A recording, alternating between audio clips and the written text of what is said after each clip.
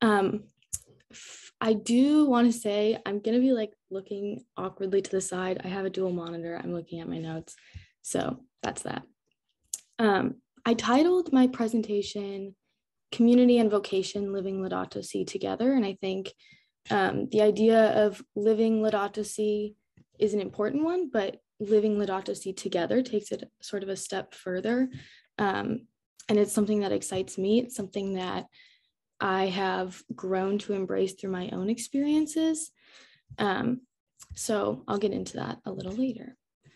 But like Brenna explained from the outset, this presentation is speaking to the Laudato Si Action Platform Goal 7, which is community resilience and empowerment. And so I'm going to talk about discerning individual and community vocations in a time of climate crisis. I'm going to talk about my own experience with this and then offer some broader insights on what it means to live Laudato Si together. And then lastly, I hope to leave you with some things to think about as we all struggle to find hope in a warming world. But it's not hopeless. So that's where we're going to go. So I'm going to start by sort of explaining how did I get here? Maybe why did Brenna think of me when she thought of community, and sort of back myself up and why I maybe can speak to this. First and foremost, I study climate change. I graduated from Creighton University with a bachelor's in sociology last year. There I double majored in sociology and justice and peace studies, and I triple minored, which is a ridiculous thing to say, but in theology, sustainability, and graphic design. So I kind of dabbled in a lot of things, but they all kind of go together in a really unique way and have really informed my experiences going forth. Now I'm a first-year doctoral student at the University of Wisconsin-Madison.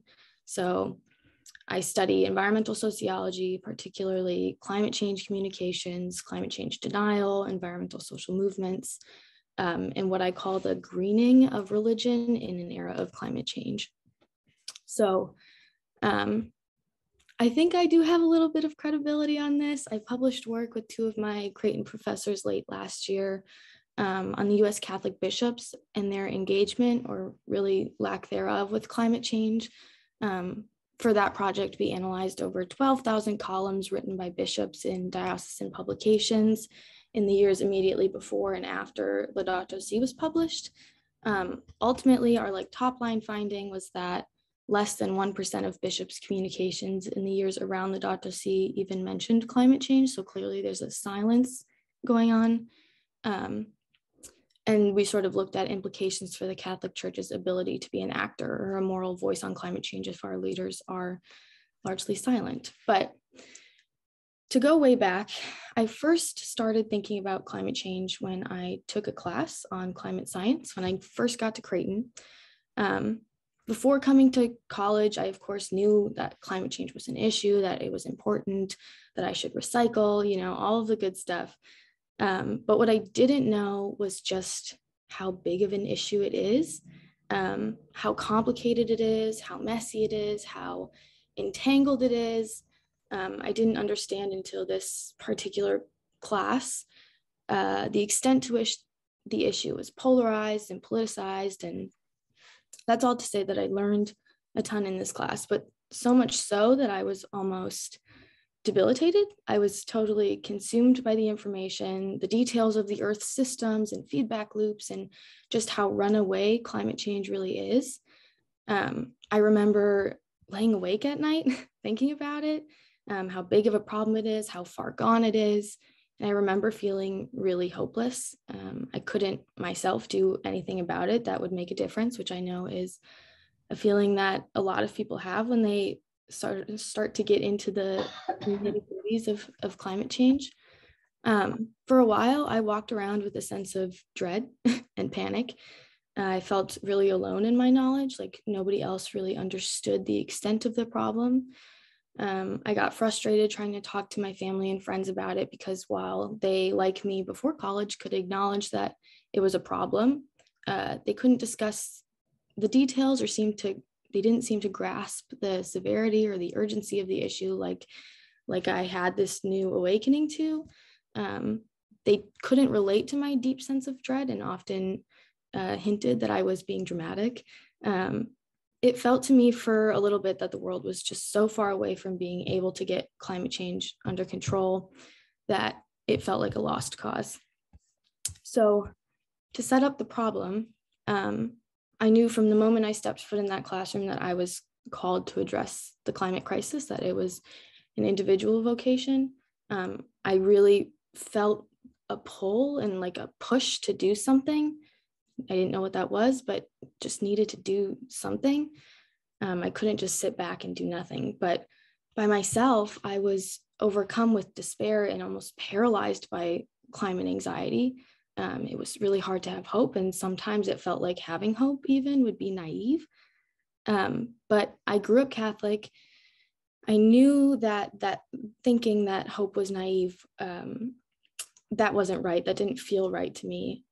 It was sort of that pushed me to start talking to other students, particularly in that same class, asking the question, like, what in the world can we do?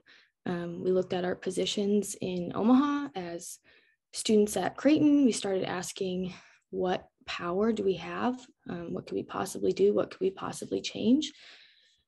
And that led to our work on fossil fuel divestment. So in some of those first conversations with students, I was a freshman and I was talking to like juniors and seniors in this class about what could we possibly do. And someone threw around the word divestment.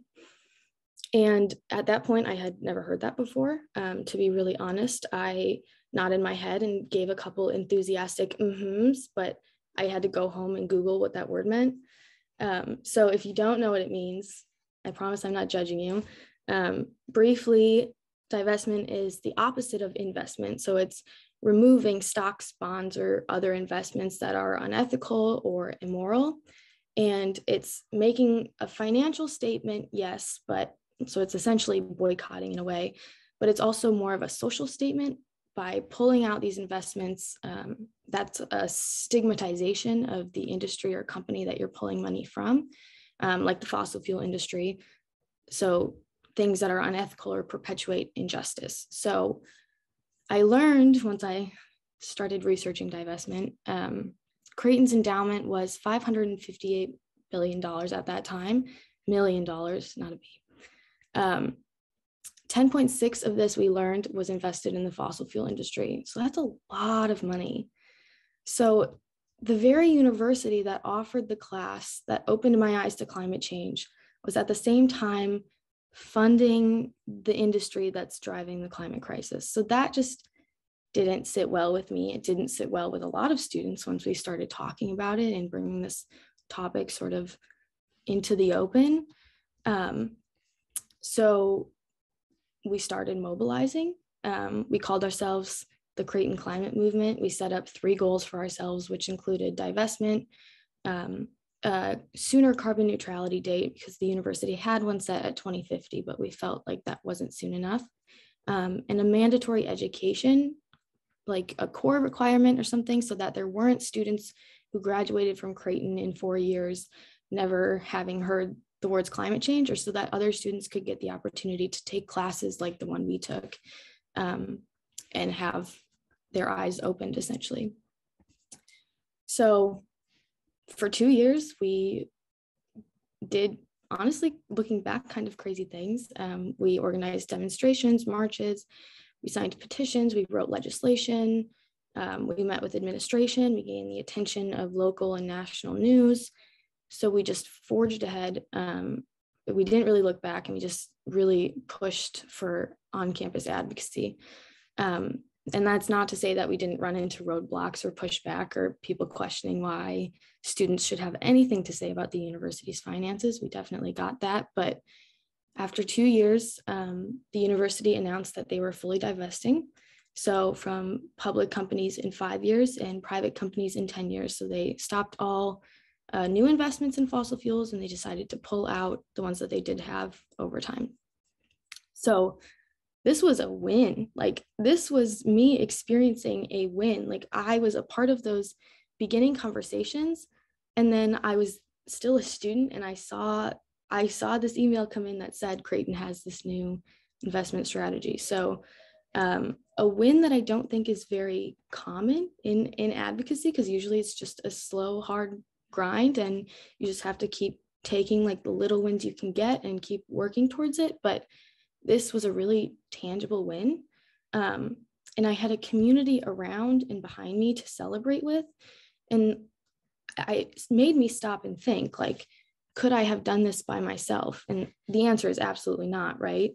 So this was my first sort of introduction into what community could be and could accomplish. And it really meant a lot to me, and it fueled me forward. So at the end of my Creighton career, I was thinking back, and I was thinking, if you would have told me 4 years ago that I would be leading protests or meeting with the university president about mission infidelity or all of these crazy things. I mean, I'm a fairly shy, introverted person.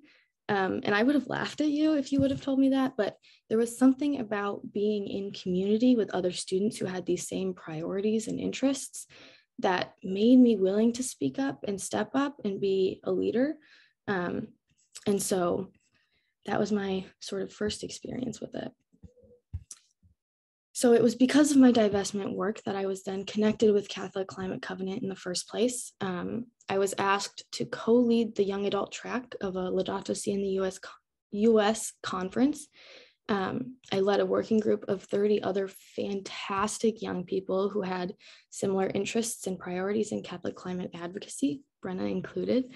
And this in itself was really important for me, again, in seeing the power of community. So there were, in fact, other young people who did understand the science, did understand the urgency, did feel compelled to do something, and they showed up for something like this. So that was another way that I was sort of shaken out of that individual sort of had my blinders on kind of thinking, and I saw more hope and energy in community. And now I'm on the staff of the Catholic Climate Covenant. I'm their social media manager, and I continue to embrace being in community with other Catholics working to address climate change. Just here's this picture. I don't know if you can see my cursor, but the collage of photos is the working group of young adults. The photo above it is just me with other staff members. And then the screenshot is a webinar we held actually yesterday. And I spoke about using social media for social change. And so that brings me to my third and final, I promise I'll stop talking about myself, example of community. But I participated in February in an event called Building Bridges North and South. And so this was a historic dialogue between Pope Francis and university students from North, South, and Central America. It was an event hosted by Loyola University Chicago, and I was selected because of my Creighton affiliation, you know, the Jesuit connection, to be a part of it. And so I was put on this working group of about 20 students from the central United States and Canada. So there was different regional groups. And we all got together and were asked to just, in a synodal spirit, really openly and authentically talk about the theme of the event, which was migration and its root causes. And so us as students, we gathered on Zoom, of course, and we just had this open-ended dialogue about our hopes, dreams, anxieties, priorities as young people, young Catholics, related to migration and its root causes. And what came up, among other things, of course, was climate change. Again, anxiety of young people, disappointment that the US Catholic Church didn't seem to be doing much to address it, despite Pope Francis's encyclical and calls for climate action. After a couple encounters and dialogues and things, I and one other student who was from Creighton were selected to represent the sentiments of our working group. So only a few students got to actually talk to Pope Francis via Zoom, of course. but we were selected to represent sort of all of the conversations we had had prior with our working group. And so this was an incredible opportunity, but this was, again, another instance of community. So it was the coming together, the authentic dialogue, speaking openly about issues and what we thought and hoped for. And the fact that climate change arose as one of those things that students wanted to present to the Pope was really affirming that other students were having sort of these same experiences. And it was a really cool way to sort of raise up climate change in the Catholic world, pointing to it as requiring bold and urgent action in accordance with our faith, of course. So in response to this problem that I sort of set up for myself, the solution that I found was, and all of this was a sort of long-winded and narrative way of saying, I find hope, support, and empowerment in community. In community, I overcome paralysis. In community, I feel whole. So what I've learned in my experiences with community is that first, we all have unique gifts. So it's in community where these gifts become obvious. And so if I look back onto my experience with like divestment work at Creighton, again, I was a shy, quiet, soft-spoken sophomore to begin with. And at first, public speaking was absolutely not my gift, but I could really speak to the moral argument, speak to why Creighton as a Catholic Jesuit university should not be investing in for profit that's fueled by injustice and all of these things. Whereas other students did have interest in public speaking or did have interest in pointing to the financial argument, which I certainly did not have, or other students could do sort of the social media or like creativity part of it. So this was a way that everybody sort of came together and could share gifts, and we accomplished things in 2 years that none of us, not even a smaller group of us, could have possibly done, because we all had different strengths to sort of play to and bring together. So, I mean, think in terms of yourself. What are your unique gifts? We all have them, right? So if you can't think of anything, think of times where you've worked in community with others. What were your strengths that you played off of? The second thing is that community helps to put in perspective where you have power or where you can create change. So I think back to those initial conversations that I had with other students in my class, asking what power do we possibly have? And we came to the conclusion that we had power as specifically Creighton University students. We were only at the school for 4 years, right?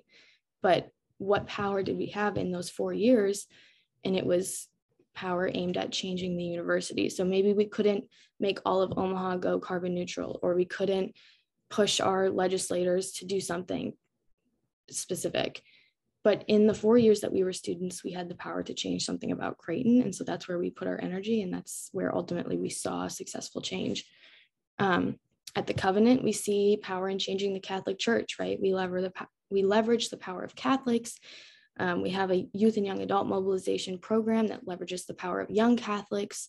They see power in advocacy as well. So we have a current advocacy campaign that's trying to sort of change the hearts and minds of our legislators, especially the Catholic ones.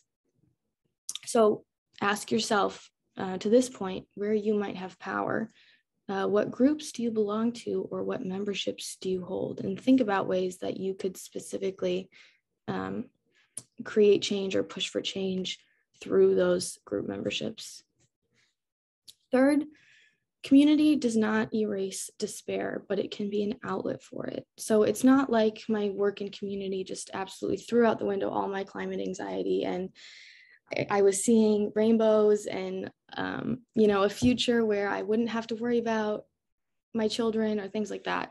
That's not the case, right? That's naive, but it is a way that you can sort of have an outlet for this despair. It's a way that you can relate to others who are also having these same sorts of anxieties or like tendencies to hopelessness. But in community, it's easy to always bring it back, right? Relate on these levels, but then bring it back and look at the larger picture and what you can accomplish together. And I found that in my experience, really, really helpful.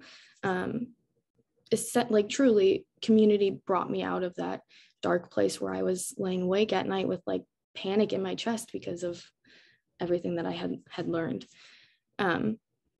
So this helps me, again, move forward and not fall back into that hopelessness. And then lastly, I think it's really important that community helps to find joy. So in thinking about climate change, I mean, it's not a inherently joyful topic. It's one that induces a lot of fear and dread and anxiety, especially amid its complication and polarization and politicization. But God doesn't put us here to be apathetic, right, or immobilized by fear. I find the idea that we're co-creators with God to be really comforting, that it's up to us to act according to our faith and to concretize or make real the kingdom on earth. I find that really encouraging.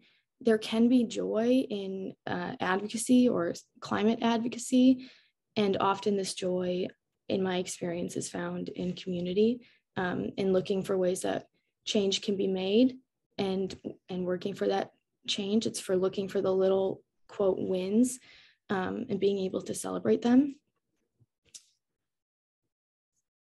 And so I'm going to go on now to just take a few minutes to look at Laudato Si and ways to live Laudato Si together. I pulled 3 quotes from Laudato Si that highlight that the work that's required of us as Catholics is not meant to be done in isolation. It's meant to be done together. So the first one is that we come together to take charge of this home which has been entrusted to us. Pope Francis didn't write that we come to take charge of this home, right? We come together to take charge of this home. So I think it's just important to note that none of this is meant to be an individual undertaking, right? It's meant to be done in community.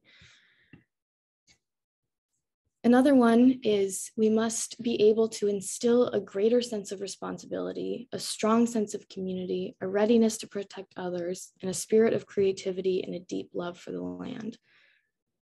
So I just find it important here, the strong sense of community and a readiness to protect others. So again, climate advocacy is not meant to be done in a vacuum. It's not meant to be done alone, but together and in community. Then the last one is a long one, but I think it's important, so I'm going to read it. I'm very sorry. But Pope Francis writes, nevertheless, self-improvement on the part of individuals will not by itself remedy the extremely complex situation facing our world today. Social problems must be addressed by community networks and not simply by the sum of individual good deeds. This task will make such tremendous demands of man that he could never achieve it by individual initiative or even by the united effort of men bred in an individualistic way. The work of dominating the world calls for a union of skills and a unity of achievement that can only grow from quite a different attitude. The ecological conversion needed to bring about lasting change is also a community conversion. So I think that sort of sums up everything I have to say today. I could honestly just wash my hands of this responsibility and leave you all with this, but this particular passage is something that I go back to a lot. It's something that is really important for my thinking about how I'm called as a Catholic to act on climate change. And it also speaks to all of the experiences that I shared with you that I've had that have made me realize just how strong community is and needs to be in our address of climate change. And so if I had to sum up everything I said in 2 slides, I would say we are more together, and the next slide, we can do more together. I just think back to, again, when I first started getting really into the climate science and into the nitty gritty and just being overwhelmed and feeling so alone and, again, hopeless. And just that's a complete 180 from where I stand today as part of a lot of different communities of specifically Catholics, but communities of people who are willing and eager to address climate change, even though it's a hard thing to think about. It's not an easy thing to advocate for, but necessary nonetheless. So if you had to remember 2 sentences from this entire presentation, I would remember we are more together and we can do more together. And so I want to leave you with a prayer that I find really beneficial for finding hope in climate change and for finding hope in community and realizing that none of this can be done on our own. And that's prophets of a future not our own. So I'm going to read it.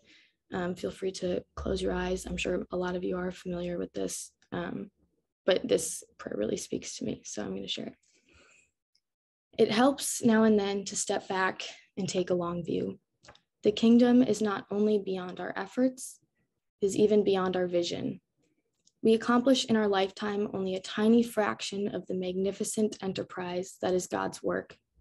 Nothing we do is complete, which is a way of saying that the kingdom always lies beyond us. No statement says all that could be said. No prayer fully expresses our faith. No confession brings perfection. No pastoral visit brings wholeness. No program accomplishes the church's mission. No set of goals and objectives includes everything. This is what we are about. We plant the seeds that will one day grow. We water the seeds already planted, knowing that they hold future promise. We lay foundations that we will need to further development. We provide yeast that produces far beyond our capabilities. We cannot do everything, and there is a sense of liberation in realizing that. This enables us to do something and to do it very well. It may be incomplete, but it is a beginning, a step along the way, an opportunity for the Lord's grace to enter and do the rest. We may never see the end results, but that is the difference between the master builder and the worker. We are workers, not master builders, ministers, not messiahs. We are prophets of a future, not our own. So I'll leave you with that. This, again, is to be done in community, right? We're prophets in community. We're not singular prophets. We're prophets together, working for a problem that none of us alone can solve, but together we can really make a dent. And then if you're looking for things to do, if you're like, what could I possibly do when I get off this Zoom call? I'm just going to plug the Catholic Climate Covenant's ongoing advocacy campaign that we're calling Encounter for Our Common Home. This is a campaign where individuals are meeting with their senators or senator staff, asking to support the climate provisions that are currently sort of sitting in the Senate. So if you're interested, you can go to godsplanet.us/advocacy and find all of the information you could possibly need and more. And I would be a bad social media manager if I didn't suggest that you follow the Catholic Climate Covenant on any of your social media platforms. But that's all to say, thank you so much for listening and listening to me talk about myself. I'm hoping that this was uplifting in some way and that you learned something. So thank you. Yeah, thank you so much, Emily. This was wonderful. When we first chatted, this was, just even better than I could have imagined. And so I just want to, well, first off, I want to read a quote because it's not as articulate maybe as Pope Francis, but my colleague sent me this reflection. Anne Lamott turned 68, and she said, by 68, you know that the whole system of our lives works because we're not all nuts on the same day. And I was like, that's like our mantra in the office, right? Like when one of us is stressed or having a bad day, someone else picks us up. And so I think that that is just a good reminder, especially in this really hard work. So thank you, thank you, thank you. And now we're going to open it up for, if anyone has any questions for Emily, you can just unmute and ask.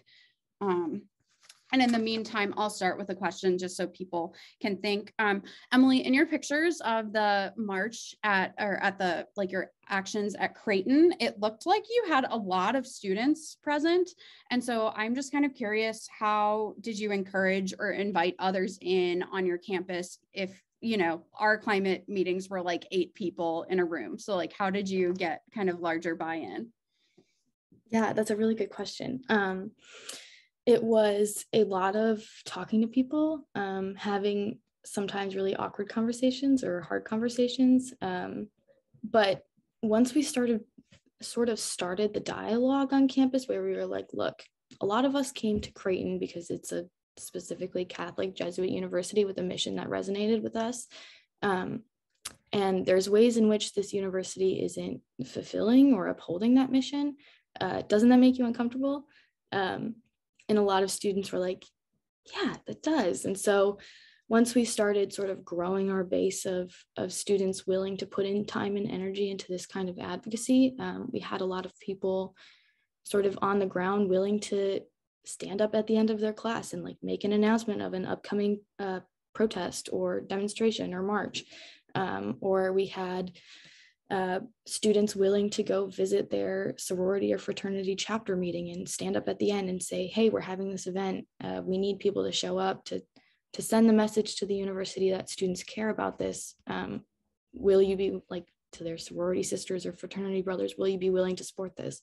And when phrased in the way like, this is our mission as Catholics and students at a Catholic university, and this is what we're doing, that's really not consistent. That spoke to a lot of people and got a lot of people to do their own research and ask questions and ultimately show up for things. Awesome. Yeah. All right. Does anyone else have any questions? You can feel free to unmute or put them in the chat.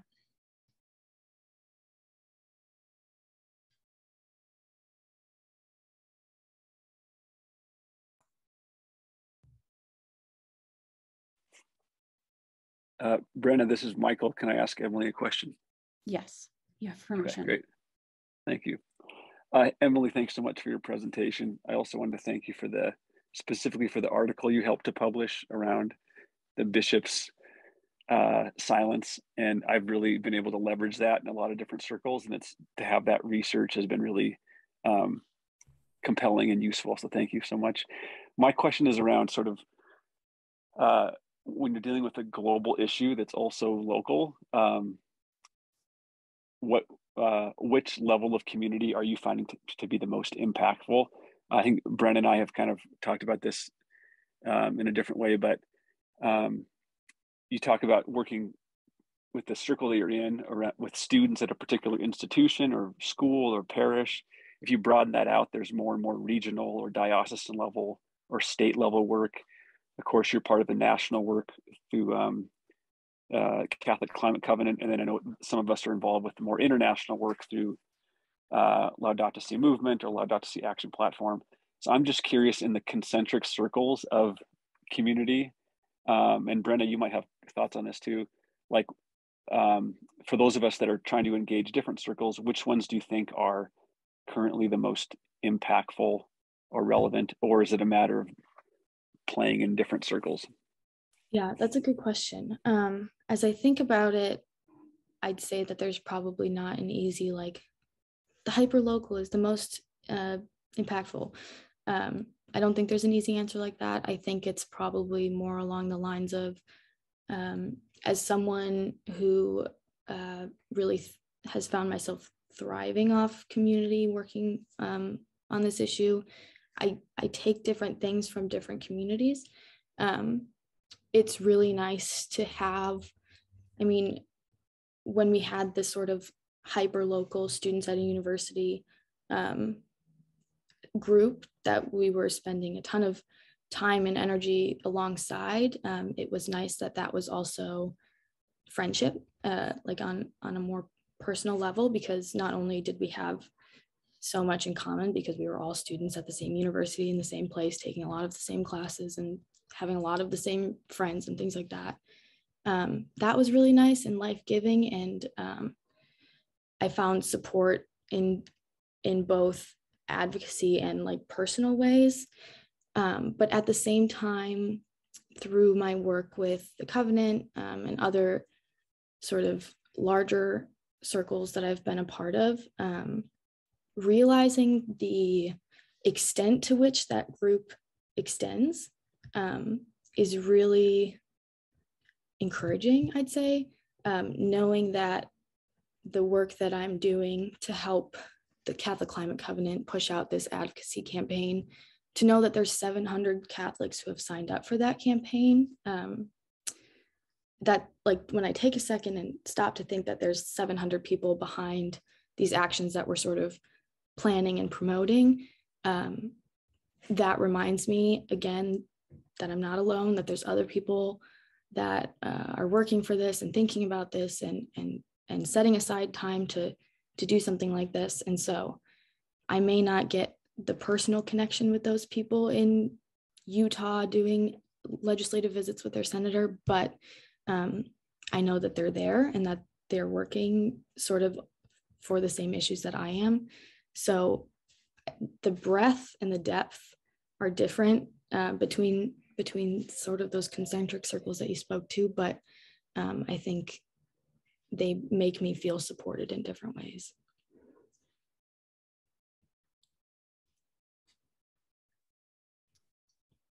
And John, it looked like you had a question maybe. Yeah, I'm John Wilming. I'm a Jesuit here in St. Louis. And my question would be, where is Jesus, the risen Lord, in all of this, in your own personal life and in the community? I mean, after the Mass this morning, we had the disciples of Emmaus and all. We're all with this Easter joy, but this afternoon I get a note from Honduras that they feel like they're a paper boat in the world bathtub, as it were. And so there's still the third world that's suffering, or what used to be called the third world. And so I feel frustrated. At the same time, I have my faith in Jesus that somehow there has to be a solution to all these world problems that we're suffering from. So I don't know, it's a combination of frustration, and yet we do have faith in Jesus, I hope. What did Emily say to that?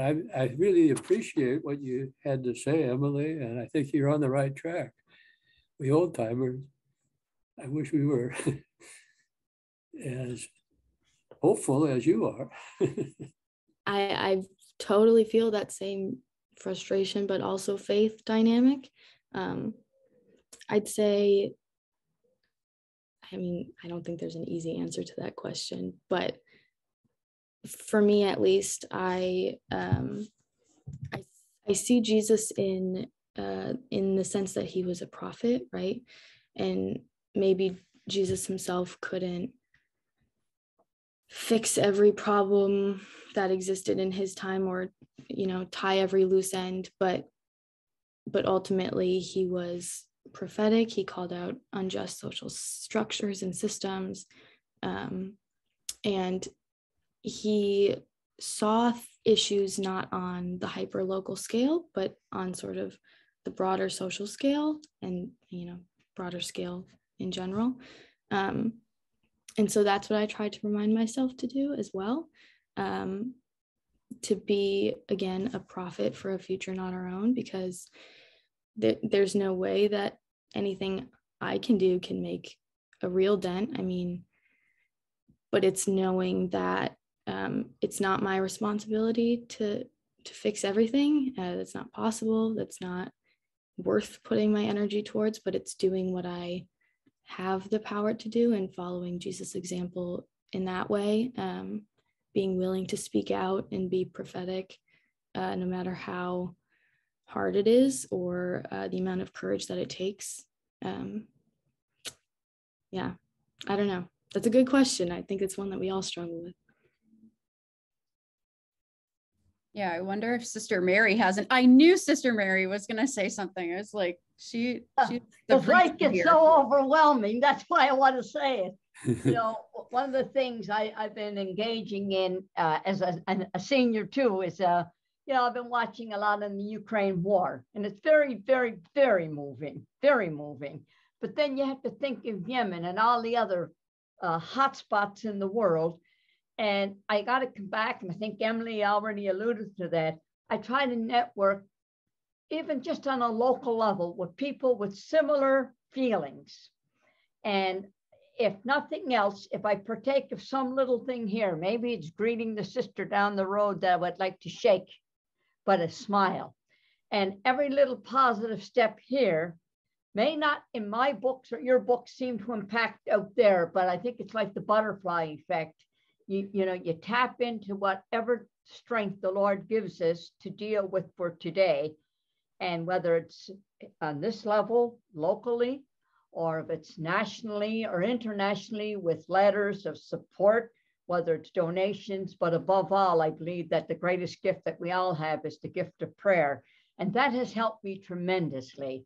But networking, I think, Emily, your whole presentation, community building and networking with similar, that is tremendous. And we have, no matter what our persuasion, I mean, you know, just the fact that we believe in God, or some of the people I used to counsel over the years say a higher power, that is the person that I say in the end, these are your people, and I can only do so much. And thank God that I'm not God, as you say, Emily, to be that prophetic person, to dare to stand up when there is an injustice, locally, nationally, internationally, but networking and knowing that there's more than me involved in that. Amen. Yeah. Amen, Sister Mary. Thank you. Thank you. I guess I would really agree with Sister Mary Shaw. I've been thinking a lot about the resurrection. And I think it was yesterday's passage from the Mass that spoke about that power with Mary Magdalene. You know, there was an energy that was released. And somehow I'm just wondering, and I think the only way we can release that energy is to do things locally in small groups and really talk about it and impact it, like Ukraine. I mean, one of the things that I did with a small group just, it was about 2 weeks ago, we were talking about the difficulty there. And I said, you know, I had a dream that I was putting my hands on Putin's head and praying for healing. And I was kind of hesitant about sharing that. I did share it. And the group asked me whether I would lead them in prayer, all of us putting our head on Putin's head, praying for healing. And so I think that is one way that the power of the resurrection can be released. There's a power there in resurrection that I don't know that we have tapped it. You know, I'm just trying to really grasp. I don't know if it's possible to grasp what power there is in that event, and I think that we need to learn how to use that energy that was released at the resurrection and to impact that for the world or in the world. Thank you. Yeah, I think that, right, this is an example of just the community speaking and kind of meeting each other's needs. Sister Mary, were you going to respond to that at all? I was just saying, you know, the power, that's right, the power in prayer and togetherness. And Sister, your comment was more magnanimous than mine, because mine was not to lay my hands in prayer on Putin's head, but it was probably to grab him or hope that somebody would take him out. And until I was sitting here with one of the older sisters, and it's amazing how we do call each other, though, in dialoguing and encountering. She said, you know what I'm praying for? She said, I'm praying for his conversion because I don't want to see him go to hell. And I stopped in my tracks that day and I said, you know, Ann, Sister Ann, thank you for that, because I was at a point I'm thinking, you know, come on, Lord. And so all I could think of is that huge statue that stands in the, I hope it's still standing, in Kiev, of St. Michael the Archangel. And so when I found myself thinking negatively of Putin, just what you shared there, Marianne, and what Sister had called me to a couple of weeks ago was that power of the resurrection of nonviolence And so when I find myself thinking negatively, I will say, and a lot of people in the church say it, the prayer of St. Michael, defend me. Defend me in a day of battle, be my safeguard against the wickedness and the snares of the devil. And I rebuke him, and I rebuke him in my own life, and also any diabolical actions that maybe Putin is, well, we know that he's committing from a Catholic Christian perspective. And I believe that that call, that encounter with one another and networking, really, for me, it was very humbling, but at the same time, very touching, that to turn my own conversion was, yes, I love the Ukrainian people and I pity for them, but now I'm hoping, I'm praying for the peace of all and that conversion of President Putin. And believe you me, that's hard at times, but networking has helped me with that. And I thank you for bringing it up. Yeah. Power in prayer. Yeah, I think the power of prayer, I was recently talking with a friend about the peace that surpasses all understanding, right? So that, like, I cannot understand how I can feel peaceful in a world where there's so much turmoil, but we can kind of turn to community and turn to our personal relationship with God and Jesus to open ourselves up to that stance and to pray for peace on a personal level and obviously on a global level.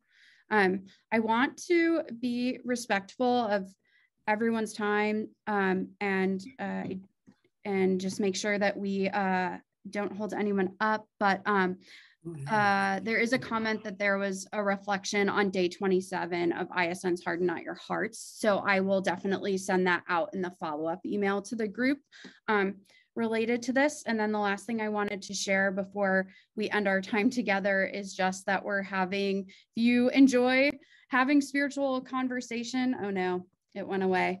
We're having an eco poetry retreat particularly for Renewing the Earth participants from May 2nd to the 5th in honor of Laudato Si month. So it'll be a lot more of sharing. So just like a prayer and more time to just kind of have heart-to-heart sharing about how people are feeling. So would love to see you there. I'll send out that information in the follow-up email as well. And I just want to thank Emily again for her presentation and for just your wonderful witness. I know it probably felt awkward when I asked you to talk about yourself so much, but I think that's how we learn from personal story and narrative. So thank you. You did a beautiful job. Graphic design is definitely a vocational skill that I don't have. So it also looked lovely. And thank you everyone for being here, especially for teachers who are multitasking and for everyone who's maybe on spring break.